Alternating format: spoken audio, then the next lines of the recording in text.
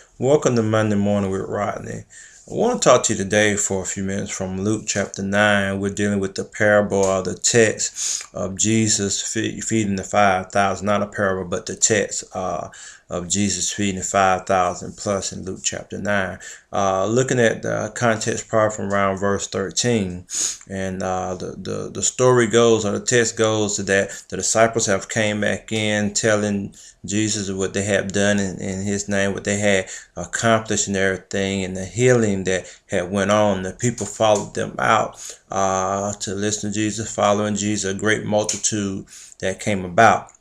And in that, the day passes and the disciples like, well, let's send the people back. Let's turn them back. Now they need to go back into the towns and surrounding villages to get lodged and to get supplies and to sit down and eat. But Jesus saying, no, let's go ahead, sit down and eat. And they were like, no, I'm sorry, Jesus.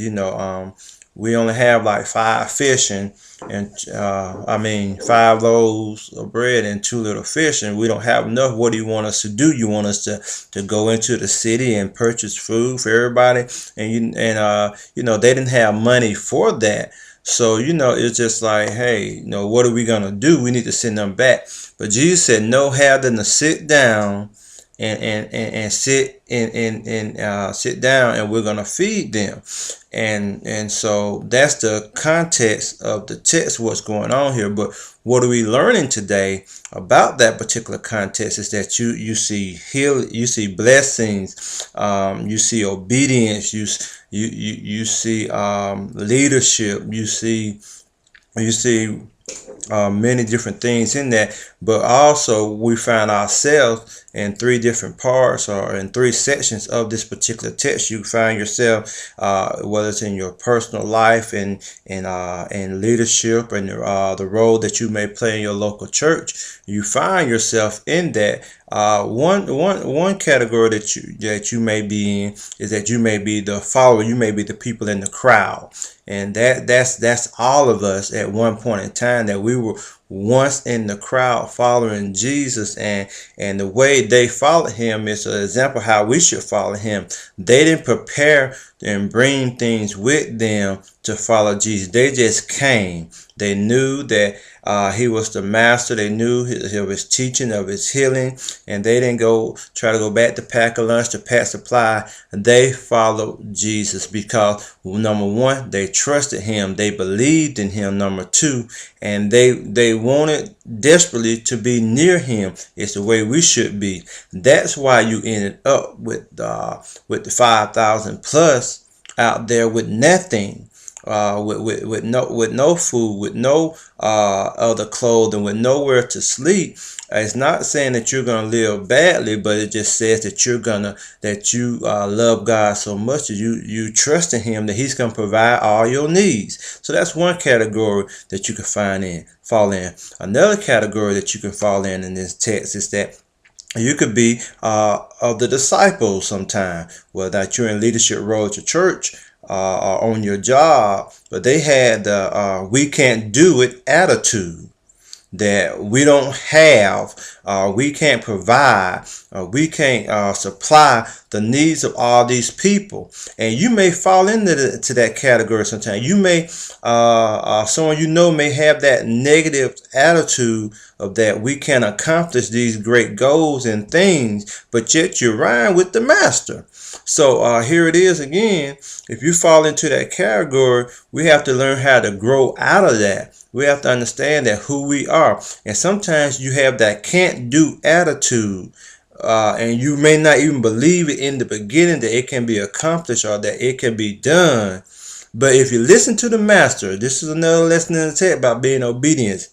Even though they had that we can't do it attitude, when Jesus told them to have them sit down, what did they go do? They went and they had all the people to sit down the way Jesus instructed them to do. And so that's another category that you could possibly fall in the crowd or in the leadership, or with the can't do attitude. And then we must have the attitude being submissive. Being submissive. This goes back to the crowd. Now the crowd who didn't have it, and probably didn't see it around. And you can imagine some people are up front, knowing, hearing the conversation, knowing what's going on, that I love Jesus and this is important. I love him, I follow him, but what are we gonna do?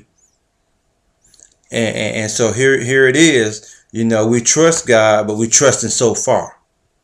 We give him the small things, but we won't allow him to handle the big things.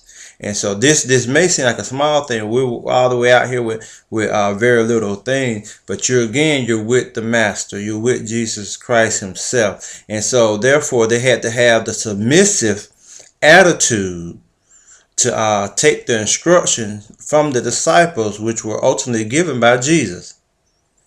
Have them sit down. They sat down. He asked for the food, the supplies that they did have. That was the fish, the 2 fish and 5 loaves of bread. Bring them to me. And then this is another category that we look up at. All that we do have come from the Lord. And he knew it came from his Father. And so what he did, he took that, he blessed it, lifting it toward heaven, giving it back to the Father, blessed it, and allowed God to do his work through him. And then he passed it back to the disciples. Now here's one thing that may be significant in the text, because after he blessed it, after we receive what God has gave us, we in return, show honor, show submissive spirit, show adoration to God, thanking him for what he has just given us. And so God blesses it. Jesus breaks it and gives it to the disciple to give to the people. Now, here it is. When he gave it back to the disciples, these were the same ones who had the I can't do attitude. We can't do it. So now he's in a sense proven that all things are possible. So he gives it back to the ones who doubted in the beginning. Allowed them to distribute it. So as they distribute to over around 5,000 men, as the text say, and we learn from the commentary that there were women and children there too. After they get through giving it to all these people, what sense of doubt would they have anymore? So if you fall into the category that I can't, if you trust God and you be obedient to God and you submit yourself to God and then allow him to work through your life, he's going to show himself strong. He's not going to let you go lack. He's not going to let you go down. He's going to give you exactly what you need and enough of it to supply your needs. And the end of the text is that after they got through feeding everyone, they took up the fragments and they made 12 baskets. So just know from this text, I call it blessing 5,000. Blessing 5,000. It's simply that we be obedient to God and we listen to him and we submit ourselves to him. He will bless us. God bless you. That's Monday Morning with Rodney.